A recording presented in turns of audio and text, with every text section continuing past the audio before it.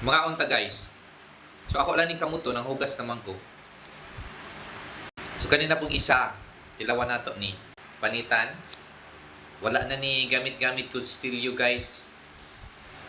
Okay. So ingani iyang panit na ipagka-pink or pink. Pink tapos purple ang iyang sulod. Okay na ara. Di na ako maggamit og kutsilyo na kutsilyo tana dito. So ato ra ning direct kaunon.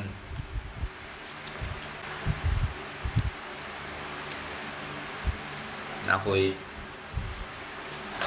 basurahan. Naapa ko'y nabilin nga peras. So ato ning kaunon. Kunya naapod ko'y asin. So lamit ni siya dudog asin. Okay. Na ako'y asin. So, okay, try na to. Mga onda ita. So kung nai-atin mo lamig siya. Katap ang man without asin.